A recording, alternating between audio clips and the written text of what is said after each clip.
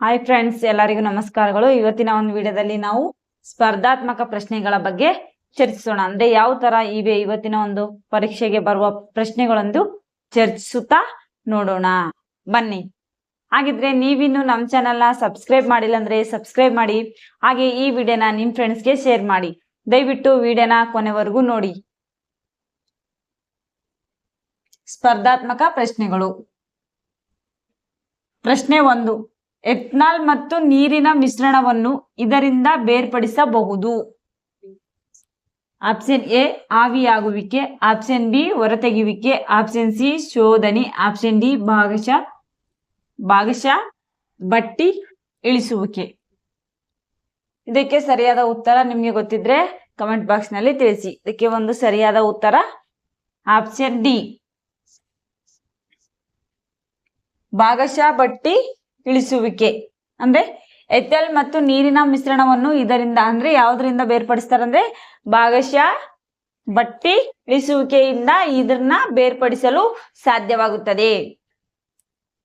ಇನ್ನು 2ನೇದು, ಇವುಗಳಲ್ಲಿ ಯಾವುದು ಪ್ರಾಥಮಿಕ ಮಾಲಿನ್ಯಕಾರಕವಲ್ಲ. Option A SO2, option B ಜ್ವಾಲಾಮುಖಿ ಬೂದಿ, option C O3, option D CO2. ಈ ಒಂದು ಪ್ರಶ್ನೆಗೆ ಸರಿಯಾದ ಉತ್ತರ ಆಪ್ಷನ್ ಸಿ, ಪ್ರಾಥಮಿಕ ಮೌಲ್ಯಕಾರಕವಲ್ಲದ್ದು O3 ಇದಕ್ಕೆ ಸರಿಯಾದ ಉತ್ತರ. ಹಾಗೆ 3ನೇ ಪ್ರಶ್ನೆ, ಖಾಯಂ ಕಾರ್ಯಾಂಗ ಎಂದರೇನು? ಆಪ್ಷನ್ ಎ ರಾಜ್ಯಪಾಲರು, ಆಪ್ಷನ್ ಬಿ ಮುಖ್ಯಮಂತ್ರಿ, ಆಪ್ಷನ್ ಸಿ ಸಚಿವ ಸಂಪುಟ, ಆಪ್ಷನ್ ಡಿ ನಾಗರಿಕ ಸಿಬ್ಬಂದಿ. ನೋಡಿ ಫ್ರೆಂಡ್ಸ್, ಖಾಯಂ ಕಾರ್ಯಾಂಗ ಯಾವ್ದಾಗಿರ್ತದ ಅನ್ನೋದು ಈ ಒಂದು ಪ್ರಶ್ನೆ. ಯಾವ್ದಂತ ನಿಮ್ಗೆ ಗೊತ್ತಿದ್ರೆ ನಮ್ಗೆ ಕಮೆಂಟ್ ಬಾಕ್ಸ್ ನಲ್ಲಿ ತಿಳಿಸಿ. ಆದ್ರೆ ಖಾಯಂ ಆಗಿರೋದು ಯಾವ್ದಪ್ಪ ಅಂದ್ರೆ ರಾಜ್ಯಪಾಲದು ಖಾಯಂ ಅಂತ ಇರಲ್ಲ. ಅವ್ರದ್ದು ರಾಜ್ಯಪಾಲ ಎಷ್ಟು ಏಜ್ ಇರ್ತದ ಅಷ್ಟು ಗಂಟೆ ಮಾತ್ರ ಅದು ಇರಲು ಸಾಧ್ಯ. ಆದ್ರೆ ಇದು ನಮ್ಗೆ ಸರಿಯಾದ ಉತ್ತರ ಅಲ್ಲ. ಮತ್ತೆ ಮುಖ್ಯಮಂತ್ರಿ ಕೂಡ ಅಷ್ಟೇ. ಅವ್ರಿಗೆ ಎಷ್ಟು 5 ವರ್ಷ ಇರ್ಬೋದು. ಆಲ್ಮೋಸ್ಟ್ ಎಷ್ಟೋ ವರ್ಷ ಇದ್ರೂ ಅವ್ರ ಏಜ್ ಆದ್ಮೇಲೆ ಅದು ಹೋಗ್ಲೇಬೇಕಾಗುತ್ತೆ. ಆದ್ರೂ ಅದು ಖಾಯಂ ಕಾರ್ಯಾಂಗ ಆಗಿರಲ್ಲ. ಸಚಿವ ಸಂಪುಟನು ಖಾಯಂ ಕಾರ್ಯಾಂಗ ಆಗಲ್ಲ. ಅದನ್ನು ಒಂದೊಂದಿನ ಬೇರೆ, ಅಂದ್ರೆ ಸಚಿವ ಸಂಪುಟ ಅಂದ್ರೆ ಬೇರೆ ಆಗೋದಲ್ಲ, ಬೇರೆ ಆಗ್ತಕ್ಕಂಥ ವ್ಯಕ್ತಿಗಳಾಗ್ಲಿ ಅದಕ್ಕ ಸಂಬಂಧಪಟ್ಟ ಒಂದು ಸಚಿವ ಸಂಪುಟ. ಇದು ಮುಖ್ಯಮಂತ್ರಿ ಆಗ್ಲಿ ರಾಜ್ಯಪಾಲರಾಗ್ಲಿ, ಮುಖ್ಯಮಂತ್ರಿ ಅಂದ್ರೆ ಒಬ್ರೇ ಒಂದೇ ತರ ಇರಲ್ಲ, ಬೇರೆ ಬೇರೆಯಾಗಿ ಇರುತ್ತದೆ. ಅದು ಖಾಯಂ ಆಗಿ ಇರಲು ಸಾಧ್ಯವಿಲ್ಲ. ಆದ್ರೆ ಇದಕ್ಕೆ ಸರಿಯಾದ ಉತ್ತರ ನಾಗರಿಕ ಸಿಬ್ಬಂದಿ. ಅಂದ್ರೆ ನಾಗರಿಕರೆಲ್ಲ ಖಾಯಂ ಆಗಿರ್ತಾರೆ. ನಾಗರಿಕರು ಇರ್ಲಿಲ್ಲ ಅಂದ್ರೆ ಯಾರಿರಲು ಸಾಧ್ಯ ಆಗಲ್ಲ. ಈ ನಾಗರಿಕರಿಂದಾನೇ ಎಲ್ಲಾ ಮುಖ್ಯಮಂತ್ರಿ ಆಗ್ಲಿ ರಾಜ್ಯಪಾಲರಾಗ್ಲಿ ಸಚಿವ ಸಂಪುಟ ಆಗ್ಲಿ ಎಲ್ಲರೂ ಅಲ್ಲಿಂದಾನೇ ಮಾಡ್ಬೇಕಾಗುತ್ತೆ. ಅದಕ್ಕೆ ಇದಕ್ಕೆ ಸರಿಯಾದ ಉತ್ತರ ಆಪ್ಷನ್ ಡಿ, ನಾಗರಿಕ ಸಿಬ್ಬಂದಿ. ಪ್ರಶ್ನೆ 4, ನಿರ್ವಾತದಲ್ಲಿ ಇಟ್ಟಿಗೆ ಹಾಗೂ ಅಕ್ಕಿಪುಕ್ಕ ಇವೆರಡು ಒಂದೇ ವೇಗದಲ್ಲಿ ಬೀಳಲು ಕಾರಣ. ಅಂದ್ರೆ ಇಟ್ಟಿಗೆ ಮತ್ತು ಅಕ್ಕಿಪುಟ್ಟ ಎರಡು ಒಂದೇ ವೇಗದಲ್ಲಿ ಬೀಳಲು ಕಾರಣ ಏನು ಅಂತ ಇದೊಂದು ಪ್ರಶ್ನೆ. ಇದಕ್ಕೆ ಸರಿಯಾದ ಉತ್ತರ ಆಪ್ಷನ್ ಎ, ಅವೆರಡರ ಮೇಲೂ ಗುರುತ್ವ ಬಲ ಸಮನಾಗಿರುವುದು.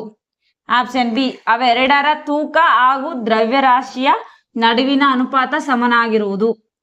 ಆಪ್ಷನ್ ಸಿ, ನಿರ್ವಾತದಲ್ಲಿ ಗುರುತ್ವ ಇಲ್ಲದೆ ಇರುವುದು. ಆಪ್ಷನ್ ಡಿ, ಅವೆರಡರ ತೂಕ ಸಮನಾಗಿರುವುದು. ಇಟ್ಟಿಗೆ ಮತ್ತು ಅಕ್ಕಿಪುಟ್ಟ ಎರಡು ಸಮಾನವಾಗಿ ಒಂದೇ ವೇಗದಲ್ಲಿ ಬಿದ್ದರೆ ಅದಕ್ಕೆ ನಾವು ಏನಂತೀವಿ? ನಿಮ್ಗೆ ಗೊತ್ತಿದ್ರೆ ನಮ್ಗೆ ಕಮೆಂಟ್ ಬಾಕ್ಸ್ ನಲ್ಲಿ ತಿಳಿಸಿ. ಹಾಗಿದ್ರೆ ಇದಕ್ಕೊಂದು ಸರಿಯಾದ ಉತ್ತರ ನಾನು ನೋಡಮ್ಮ. ಅವೆರಡರ ಮೇಲೂ ಗುರುತ್ವ ಬಲ ಸಮನಾಗಿರುವುದು. ಅಂದ್ರೆ ಗುರುತ್ವ ಬಲ ಸಮನಾಗಿದ್ರೆ, ಅವೆರಡು ಸಮನಾಗಿದ್ರೆ ಗುರುತ್ವ ಬಲ ಬೀಳುವುದಿಲ್ಲ. ಗುರುತ್ವ ಬಲ ಆಕರ್ಷಣಕರವಾದದ್ದು, ಅದು ಇರಕ ಸಾಧ್ಯ ಇಲ್ಲ. ಅಂದ್ರೆ 2ನೇದು, ಅವೆರಡರ ತೂಕ ಹಾಗೂ ದ್ರವ್ಯರಾಶಿಯ ನಡುವಿನ ಅನುಪಾತ ಸಮನಾಗಿರುವುದು. ಅವೆರಡರ ತೂಕ ಮತ್ತು ದ್ರವ್ಯ ಎರಡೂ ಸಮನಾಗಿರುವುದು ಅಂತ ಅರ್ಥ. ಹಾಗಿದ್ರೆ ಇದಕ್ಕೆ ಸರಿಯಾದ ಉತ್ತರ ಆಪ್ಷನ್ ಬಿ, ಅವೆರಡರ ತೂಕ ಹಾಗೂ ದ್ರವ್ಯ ರಾಶಿಯ ನಡುವಿನ ಅನುಪಾತ ಸಮನಾಗಿರುವುದು. ನೋಡಿ ಫ್ರೆಂಡ್ಸ್, ನಿರ್ವಾತದಲ್ಲಿ ಇಟ್ಟಿಗೆ ಹಾಗೂ ಅಕ್ಕಿ ಪುಕ್ಕ ಇವೆರಡು ಒಂದೇ ವೇಗದಲ್ಲಿ ಬೀಳಲು ಕಾರಣವೇನೆಂದರೆ ಅವೆರಡರ ತೂಕ ಹಾಗೂ ದ್ರವ್ಯರಾಶಿಯ ನಡುವಿನ ಅನುಪಾತ ಸಮನಾಗಿರುವುದು ಎಂದು ಅರ್ಥ. ಪ್ರಶ್ನೆ 5. ಬರೀ ಕಾಲಲ್ಲಿ ಕೆಂಡದ ಮೇಲೆ ನಡೆಯುವ ವ್ಯಕ್ತಿಗೆ ಯಾವುದೇ ಹಾನಿಯಾಗುವುದಿಲ್ಲ, ಯಾಕೆ? ಅಂದ್ರೆ ಬರೀ ಕಾಲಿನಲ್ಲಿ ಕೆಂಡ ಅಂದ್ರೆ ಏನು? ಬೆಂಕಿಯ ಮೇಲೆ ನಡೆಯುವ ವ್ಯಕ್ತಿಗೆ ಯಾವುದೇ ಒಂದು ಹಾನಿ ಅಂದ್ರೆ ತೊಂದರೆ ಆಗುವುದಿಲ್ಲ, ಯಾಕ ಅಂತ ಪ್ರಶ್ನೆ. ಇದು ಕೆಂಡದ ಮೇಲೆ ಯಾವಾಗ ನಡೀತಾರ? ನಮ್ ಕಡೆ ಎಲ್ಲ ಮೊಹರಂದಲ್ಲಿ ಕೆಂಡದ ಮೇಲೆ ನಡೀತಾರೆ. ಬೇರೆ ಬೇರೆ ಕಡೆಯಲ್ಲಿ ಯಾವುದೋ ದೇವಸ್ಥಾನ ಹತ್ರ ಏನಾನ ಯಾರಾದ್ರೂ ಅರಿಕೆ ಆಗ್ಲಿ ಯಾವುದೇ ಇದರಲ್ಲಿ ಕೂಡ ನಡೀತಾರೆ. ಆದ್ರೆ ಈಗ ಜಾಸ್ತಿ ನಮ್ ಕಡೆ ಏನಪ್ಪಾ ಅಂದ್ರೆ ಮೊಹರಂದಲ್ಲಿ ಮಾತ್ರ ಅಗ್ಗಿ ಅಂತೀವಲ್ಲ ಆ ತರ ತುಳಿತಾರ. ಆ ಅಗ್ಗಿ ತುಳಿವತ್ತಿಗೆ ಅವ್ರ ಕಾಲಿಗೆ ಬೆಂಕಿ ಶಾಖ ಹತ್ತುವುದಿಲ್ಲ, ಹತ್ತುತ್ತದೋ ಇಲ್ವೋ? ಹತ್ತಿದ್ರು ಅವ್ರಿಗೆ ಏನು ಆಗೋದಿಲ್ಲ. ಅದಕ್ಕೆ ಏನ್ ಕಾರಣಪ್ಪ ಅನ್ನೋದು ಇದಕ್ಕ ಒಂದು ಉತ್ತರ ಆಗಿರ್ತದೆ. ಇದಕ್ ಸರಿಯಾದ ಉತ್ತರ ಆಪ್ಷನ್ ಎ, ಕೆಂಡದ ವಾಹಕತೆ ಕಡಿಮೆ. ಆಪ್ಷನ್ ಬಿ, ಕೆಂಡದ ವಾಹಕತೆ ಹೆಚ್ಚು. ಆಪ್ಷನ್ ಸಿ, ಮರದ ಕೆಂಡ ಉರಿಯುತ್ತಿರುವಾಗಲೂ ತಂಪಾಗಿರುವ ಗುಣ ಹೊಂದಿದೆ. ಆಪ್ಷನ್ ಡಿ, ಮೇಲಿನ ಯಾವುದು ಅಲ್ಲ. ನೋಡಿ ಫ್ರೆಂಡ್ಸ್, ಅಂದ್ರೆ ಇದು ಎಲ್ಲರಿಗೂ ಗೊತ್ತಿರ್ತಕ್ಕಂತ ಉತ್ತರನು ಹೌದು. ಇದಕ್ಕೆ ಸರಿಯಾದ ಉತ್ತರ ನೋಡಬ್ರಿ, ಕೆಂಡದ ವಾಹಕತೆ ಕಡಿಮೆ. ಕೆಂಡದ ವಾಹಕತೆ ಕಡಿಮೆ ಇದ್ದಾಗ ಶಾಖ ತಕ್ಕಲು ಅಥವಾ ಹಾನಿಯಾಗಲು ತೊಂದರೆಯಾಗುವುದಿಲ್ಲ. ಹಾಗೆ ಎರಡನೇದು ಬಂದ್ಬಿಟ್ಟು ಕೆಂಡದ ವಾಹಕತೆ ಹೆಚ್ಚು. ಅಂದ್ರೆ ಕೆಂಡ ಜಾಸ್ತಿ ಹೆಚ್ಚಾಗಿದ್ರೆ ಅವ್ರಿಗೆ ಹಾನಿಯಾಗಲು ಹಾನಿ ಮಾಡಬಹುದು, ಆಗ್ಬಹುದು, ಎರಡೂನು ಆಗಿರ್ತದ. ಅಂದ್ರೆ ಇದಕ್ಕ ಸರಿಯಾದ ಉತ್ತರ ಅಲ್ಲ. ಮರದ ಕೆಂಡ ಉರಿಯುತ್ತಿರುವಾಗಲೂ ತಂಪಾಗಿರುವ ಗುಣ ಯಾವುದು? ಅಂದ್ರೆ ಮರದ ಒಂದು ಕೆಂಡ ಉರಿತಿರುವಾಗ ಅಂದ್ರೆ ತಂಪಾಗಿರುವ ಗುಣ ಹೊಂದಿದೆ. ಅಂದ್ರೆ ಅದು ಮರ ಎಲ್ಲ ಉರಿತಾ ಇರ್ತದಲ್ಲ, ಅವಾಗ ಅದು ತಂಪಾಗಿ ಬಿಡುಗಡೆ ಆಗ್ತದಂತ ಅಂತೆ. ಆದ್ರೂ ಕೂಡ ಆ ರೀತಿ ಆಗಲು ಸಾಧ್ಯ ಇಲ್ಲ. ಯಾಕಪ್ಪ ಅಂದ್ರೆ ಅದು ಉರ್ದು ಕೆಂಡದಾಗಿ ಪರಿವರ್ತನೆ ಆಗ್ತದಾಗ್ಲಿ ಅಲ್ಲಿ ಮರದ ಗಿಡ ಕೊಲ್ಲೆಗಳು ಅಲ್ಲಿ ಇರುವುದಿಲ್ಲ. ಅದು ಉರ್ದು ಬಿಟ್ಟು ಒಂದು ಕಣ್ಣೆ ರೂಪದಲ್ಲಿ, ಒಂದು ಖಂಡದ ರೂಪದಲ್ಲಿ ಆಗಿ ಇರುತ್ತೆ. ಆದ್ರೂ ಇದಕ್ಕೂ ಸರಿಯಾದ ಉತ್ತರ ಇದಲ್ಲ. ಅಂದ್ರೆ ಮೇಲಿನ ಯಾವುದು ಅಲ್ಲ. ಇದಕ್ಕೊಂದು ಆನ್ಸರ್ ಏನಾಗಿರ್ತದಪ್ಪ ಅಂತಂದ್ರೆ ಮೇಲಿನ ಯಾವುದು ಅಲ್ಲ, ಮೇಲಿನಲ್ಲಿ ಒಂದು ಆಗಿರ್ತದೆ. ಅದೇ ಯಾವ್ದಪ್ಪ ಅಂದ್ರೆ ಆಪ್ಷನ್ ಎ, ಕೆಂಡದ ವಾಹಕತೆ ಕಡಿಮೆ. ಕೆಂಡದ ವಾಹಕತೆ ಕಡಿಮೆ ಇರುವುದರಿಂದ ಬರಿಗಾಲಲ್ಲಿ ಕೆಂಡದ ಮೇಲೆ ನಡೆಯುವ ವ್ಯಕ್ತಿಗೆ ಯಾವುದೇ ಒಂದು ಹಾನಿ ಉಂಟು ಮಾಡುವುದಿಲ್ಲ. ಅಂದ್ರೆ ಮುಂದಿನ ಪ್ರಶ್ನೆ, ಇನ್ನು 6ನೇ ಪ್ರಶ್ನೆ ನೋಡೋಣ. ಯಾವ ಸಂವಿಧಾನಿಕ ತಿದ್ದುಪಡಿಯು ನಾಗರಿಕ ಸೇವಾ ವರ್ಗಕ್ಕೆ ಸಂಬಂಧಿಸಿದ ವಿವಾದಗಳು ಮತ್ತು ದೂರುಗಳ ವಿಷಯವಾಗಿ ಕಾನೂನುಗಳನ್ನು ಜಾರಿಗೊಳಿಸುವ ಅಧಿಕಾರ ನೀಡಿದೆ?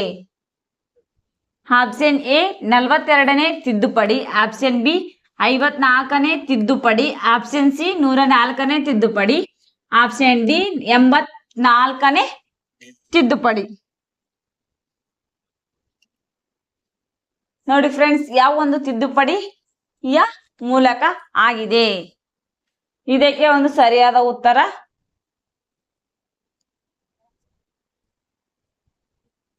42ನೇ ತಿದ್ದುಪಡಿ. ಆಪ್ಷನ್ ಎ ಸಂವಿಧಾನಿಕ 42ನೇ ತಿದ್ದುಪಡಿ. ಸಂವಿಧಾನಿಕ ತಿದ್ದುಪಡಿಯು ನಾಗರಿಕ ಸೇವಾ ವರ್ಗಕ್ಕೆ ಸಂಬಂಧಿಸಿದ ವಿವಾದಗಳು ಮತ್ತು ದೂರುಗಳ ವಿಷಯವಾಗಿ ಕಾನೂನುಗಳನ್ನು ಜಾರಿಗೊಳಿಸುವ ಅಧಿಕಾರ ನೀಡಿದೆ. ಹಾಗೆ ಇದಕ್ಕೆ ನಾವು ಸಂವಿಧಾನಿಕ ಏನಂತ ಕರಿತೀವಪ್ಪ ಅಂತಂದ್ರೆ ಮಿನಿ ಸಂವಿಧಾನ ಎಂದು ಕರಿತೀವಿ. 7ನೇ ಪ್ರಶ್ನೆ, ಕರ್ನಾಟಕ ಆಡಳಿತಾತ್ಮಕ ನ್ಯಾಯಮಂಡಲಯ ಯಾವಾಗ ಸ್ಥಾಪನೆಯಾಯಿತು? ಆಪ್ಷನ್ ಎ 30ನೇ ಅಕ್ಟೋಬರ್ 1948. ಆಪ್ಷನ್ ಬಿ 26ನೇ ಅಕ್ಟೋಬರ್ 1986. ಆಪ್ಷನ್ ಸಿ 6ನೇ ಅಕ್ಟೋಬರ್ 1986. ಆಪ್ಷನ್ ಡಿ 6ನೇ ಅಕ್ಟೋಬರ್ 1976. ಇದಕ್ಕೆ ಸರಿಯಾದ ಉತ್ತರ ನಿಮಗೆ ಗೊತ್ತಿದ್ರೆ ನಮಗೆ ಕಮೆಂಟ್ ಬಾಕ್ಸ್ ನಲ್ಲಿ ತಿಳಿಸಿ. ಇದಕ್ಕೆ ಒಂದು ಸರಿಯಾದ ಉತ್ತರ ಆಪ್ಷನ್ ಸಿ 6ನೇ ಅಕ್ಟೋಬರ್ 1986ರಂದು ಕರ್ನಾಟಕ ಆಡಳಿತಾತ್ಮಕ ನ್ಯಾಯಮಂಡಲಯ ಸ್ಥಾಪನೆಯಾಯಿತು. ಮತ್ತು 8ನೇ ಪ್ರಶ್ನೆ, ಯಾವ ವಿಧದ ಸಂವಹನವು ಸಾರ್ವಜನಿಕ ಸಂಬಂಧ ಎಂದು ಕರೆಯಲ್ಪಟ್ಟಿದೆ? ಆಪ್ಷನ್ ಎ ಸಂವಹನದಾದ್ಯಂತ, ಆಪ್ಷನ್ ಬಿ ಅಂತರ್ ಸಂವಹನ, ಆಪ್ಷನ್ ಸಿ ಆಂತರಿಕ ಸಂವಹನ, ಆಪ್ಷನ್ ಡಿ ಭವ್ಯ ಸಂವಹನ. ನೋಡಿ ಫ್ರೆಂಡ್ಸ್, ಇದಕ್ಕೆ ಒಂದು ಸರಿಯಾದ ಆನ್ಸರ್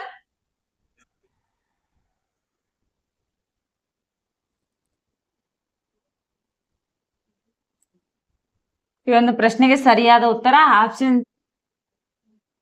ಡಿ ಭವ್ಯ ಸಂವಹನ. ಭವ್ಯ ಸಂವಹನ ವಿವಿಧ ಸಂವಹನವು ಸಾರ್ವಜನಿಕ ಸಂಬಂಧ ಎಂದು ಕರೆಯಲ್ಪಟ್ಟಿದೆ. ಪ್ರಶ್ನೆ 9, ಭಾರತ ಸರ್ಕಾರದ ಎಲ್ಲಾ ಸಚಿವಾಲಯಗಳಲ್ಲಿ ಸಂಯೋಜಿತ ಹಣಕಾಸು ಸಲಹೆಗಾರ ಯೋಜನೆಯನ್ನು ಪರಿಚಯಿಸಿದ ವರ್ಷ? Option A 1974, option B 1972, option C 1976, option D 1978. ಈ ಒಂದು ಪ್ರಶ್ನೆಗೆ ಸರಿಯಾದ ಉತ್ತರ ಆಪ್ಷನ್ ಸಿ 1976.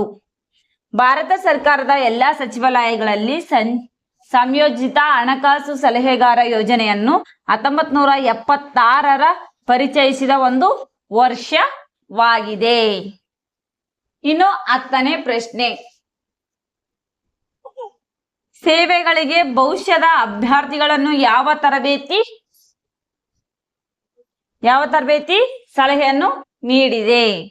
ಆಪ್ಷನ್ ಎ ಔಪಚಾರಿಕ ತರಬೇತಿ, ಆಪ್ಷನ್ ಬಿ ಅನೌಪಚಾರಿಕ ತರಬೇತಿ, ಆಪ್ಷನ್ ಸಿ ಪ್ರವೇಶದ ನಂತರ ತರಬೇತಿ, ಆಪ್ಷನ್ ಡಿ ಪ್ರವೇಶ ಪೂರ್ವ ತರಬೇತಿ. ಇದಕ್ಕೆ ಒಂದು ಸರಿಯಾದ ಉತ್ತರ ಆಪ್ಷನ್ ಡಿ ಪ್ರವೇಶ ಪೂರ್ವ ತರಬೇತಿ. ಇಷ್ಟು ಇಂದಿನ ಪ್ರಶ್ನೆ ಉತ್ತರಗಳನ್ನು ಚರ್ಚಿಸಿದಿವೆ. ಇನ್ನು ಮುಂದಿನ ಒಂದು ವಿಡಿಯೋದಲ್ಲಿ ಇನ್ನಷ್ಟು ಒಂದು ಪ್ರಶ್ನೆ ಉತ್ತರಗಳ ಬಗ್ಗೆ ಚರ್ಚಿಸುತ್ತಾ ನೋಡೋಣ. ಬಾಯ್ ಫ್ರೆಂಡ್ಸ್, ಧನ್ಯವಾದಗಳು.